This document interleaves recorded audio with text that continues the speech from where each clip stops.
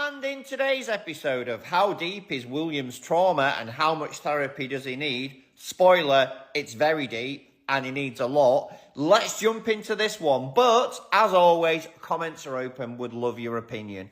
So it turns out that William and Kate's birthday messages to Harry via Instagram were only actually done from the Kensington Palace account to align with the Buckingham Palace account. So they did it just to make sure that everything looked normal and the press couldn't point and say, why is the royal family account sending good wishes and Kate and William are not? It's just absolutely crazy. The head of the family, this family, is the head of the church, and yet it appears to be the most broken family in the UK. Try and work that one out for yourself. Lots of healing needs to be done there for sure. Last point on this one. Friends commented that it was just because it was a special birthday. Oh, it's just because it's the 40th. Normal service will be resumed next year. We won't bother sending any messages. Hello my people, Lady Rosie here. How y'all doing? To all my new subscribers, you're welcome, and my returning subscribers, y'all know I love you.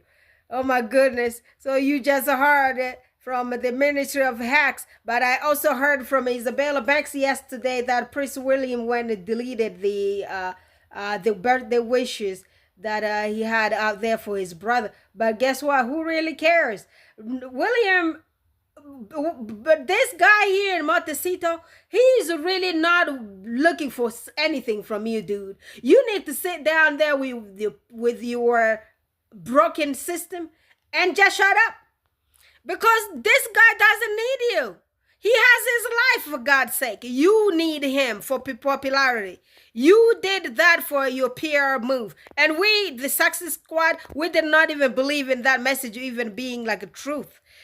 Why did you even do it? To embarrass yourself? You a loser. Just look at how you look. Whatever is going on with you, whatever chemo you're getting, man, dude, you need to take a break from social media. Take care of yourself because your health has some kind of something. It's concerning. Yeah, we are concerned down here because, well, we don't like you, but we don't want nothing to happen to you. Whatever is going on, dude, take care of yourself. Yes, because something is wrong with you. Yes. So if a friend is going to tell you how to behave with your own brother, your own younger brother, dude, you got issues. That you need psychotherapy. You need to talk to psychiatrists. Come to my office. I will help you. You got issues, dude. You got to admit, both you and your wife do have problems. These people are so sick. And this video here I'm going to play for you guys. There's Meredith.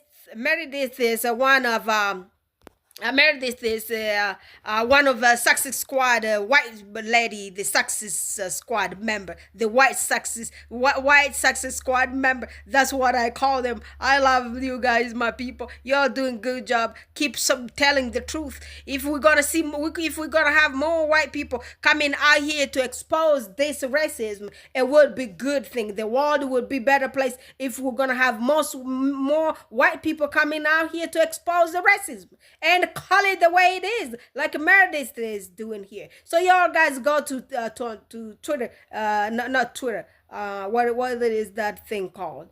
TikTok, to follow her. She does a really good job. Calls the racism the way it is. God bless you, Meredith, and all the other white Success Squad members. God bless you. So let's listen to her. Happy belated 40th birthday to Prince Harry, and really happy birthday to us all. We were obviously going to get a ton of think pieces about Prince Harry, where he is now, what his mental state is, but the Daily Mail decided to go a step further. They sent Jan, who has been a journalist for over 2 decades. This is so batshit. Let's start with the headline. Exclusive. That means that there's information in here that you're not going to get anywhere else. As far as I can tell, the only exclusive is that the Daily Mail wasted money and sent a reporter to Montecito to get absolutely nothing. We are told that Jan has posed the tantalizing question, what does the prince do all day? You might assume that we'll get an answer to that question. Absolutely not. She flew out to Montecito to research and report on an exclusive piece and could not find a single person to talk to about the Duke and Duchess. And we get what I like to call the Prince Archie birthday-ification of articles. That's based on an entire piece about Prince Archie's 4th birthday that was based on no firsthand information. Jan went to the ranch where Harry and Meghan have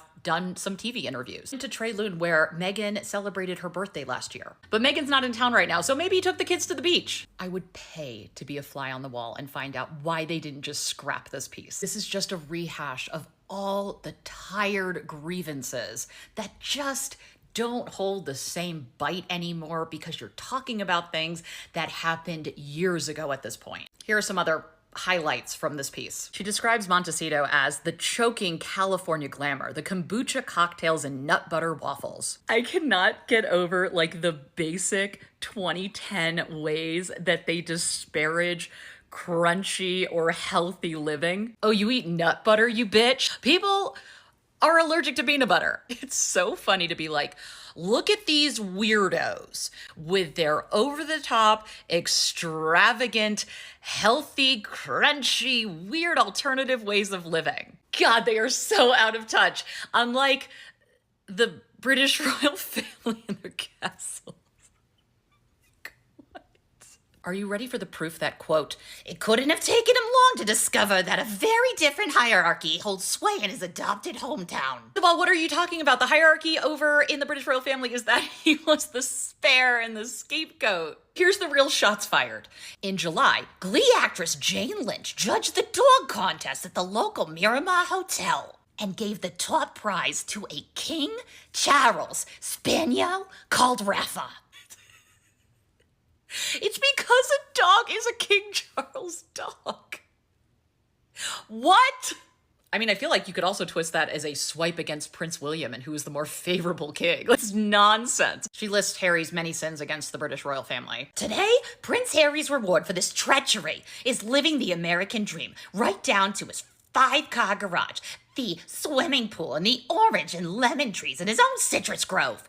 Yet there must be moments when even he wonders if the juice was worth the squeeze. Girl, be for real. I feel like even in this photo, he's like, yeah, this is better. If you actually listened to their interviews and read Spare, they didn't move because of privacy. They moved so they didn't have to interact with the Royal Rota, with a British media system that was weighted against them, and within a firm that wasn't interested in protecting everyone equally. It doesn't mean the man's life is perfect all the time. Of course, Jan has to bring up his other birthdays and mentions the fact that Prince Harry left out the fact that Prince William threw him his 30th birthday party. You're a writer. Was that crucial to the overall story? Was that a detail that needed to be in there? Her proof of this overture of love is that William arranged down to the food to make sure it was Harry's favorite. Isn't that what you do for a birthday party? You make sure you're serving food that the guest of honor likes? I'm not saying it's not thoughtful, but like, an assistant did that. Halfway through this unnecessarily long piece, she does ask the question, how does he fit in? What does he do all day? Surely there are only so many Zoom meetings, chicken feeds, and strategy planning sessions you could fit into an afternoon. She gives him credit for keeping a low profile. Meghan, on the other hand, lunches with friends and visits farmers markets. The absolute cheek of that woman to leave the house. She never answers the question what he does all day because she doesn't know. Because there is less access to the couple. And other members of the royal family really can't leak on them if they don't know either. I'm going to end with my favorite part where she becomes every person that's looking on Zillow for houses that they cannot afford but finding things wrong with them. Jan writes that Harry was enthusiastic about the house because, quote, to have outdoor space where we go for walks as a family and with the dogs. You know, we go on hikes or go down to the beach, which is so close, he said. You aren't ready for what she wrote. Well, it is and it isn't. From their home, the beach is 3 miles away. And on the other side of the 6-lane 101 freeway. You're going to be nitpicky about the semantics of how close they actually are to the beach, and not the fact that you wrote an entire piece. You were sent to California to report on the Duke of Sussex and what he's doing and what his birthday plans are, and you got absolutely nothing. You couldn't even answer the question that they decided to put in the headline to get people to click on this article and read it. Girl, I hope you enjoyed that vacation. I don't think there's going to be a lot more of this coming. There you have it. So you had this Daily Mail sent one of them to California, to Montecito, to literally spy on Harry and Meghan. And she couldn't find anything. I hope you really enjoyed that vacation, B. Yeah. I hope you enjoyed it. I mean, seriously? How is that even legal? How do you guys really feel about yourselves? How? Is that how you're gonna live? You're wasting your money. How much money did you guys have to pay these ladies? Hotel and her living and everything in California is super expensive, and you got nothing in return. Aren't you ashamed of yourselves? Aren't you ashamed at all? This woman here is somebody's mother. I'd be ashamed to say this was my mother or my sister doing some kind of something like that for money. Leave this to the Russian ladies. These ladies were spies since the beginning of the time, and they made a name for it. That ain't no your level. You can't copycat. Copycatting ain't working for y'all guys. Do what y'all guys do best. Acting dumb. That's what you guys do best in that place there if you was on that island. You sound dumb, you look dumb, you walk dumb, you speak dumb, you write dumb. You are dumb. That's what you guys do best. Leave the spy job for the Russian escort ladies. Those Marina the Svetlana and Marina who turned to become Mary.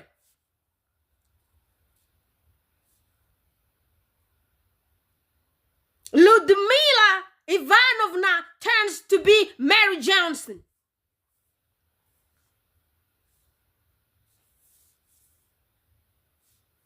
Becky John Smith.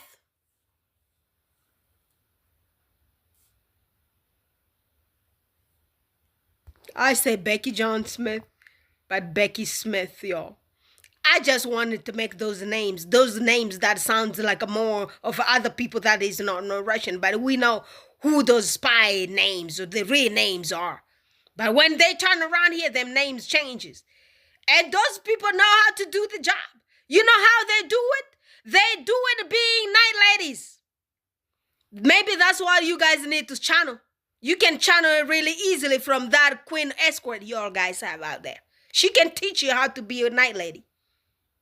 Yeah, I got this one last bonus video for y'all guys. Apparently, Mick Mumbles went back to work. But who really cares? Why do we even need to know if she went back to work undercover? Or she's working from her bed and we were telling who? What does it even matter? Well, because you have it out here, but we're still going to talk about it. And to actually criticize you. If anyone of that caliber, a lazy person, is going to work on a project, you want to make it and you want to call it work, dudes, y'all need to look for the definition of what work really is. What project is she working on?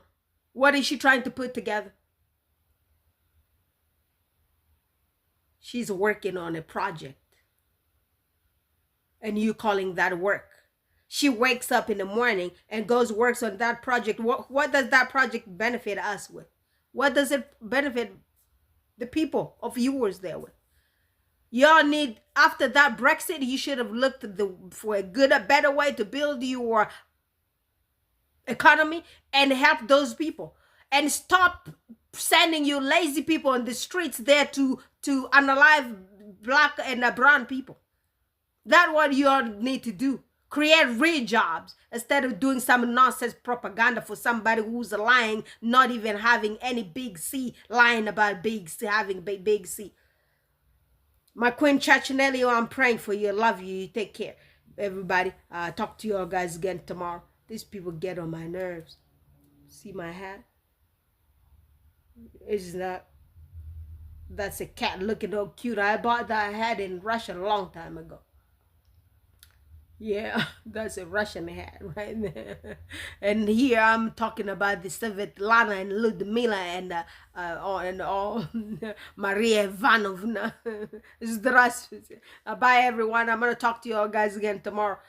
Subscribe to Isabella Beck's channel. Let's also go subscribe to Baron's channel. I'll talk to you. Bye.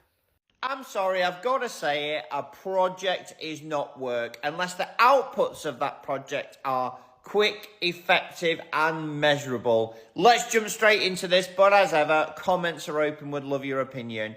Kate has gone back to work since her latest video about her cancer treatment, and don't get excited because as ever, this photo here and the other ones being used in the media is not new. It's not an up-to-date photo. There's been no official evidence or press release about this.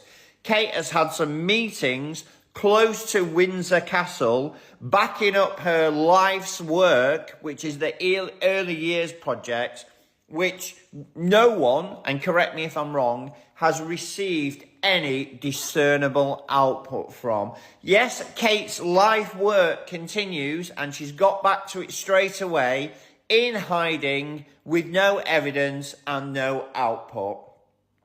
I'm sorry, it's just not good enough. Comments are open. Come at me if you like. I really don't care, but I would love your opinion.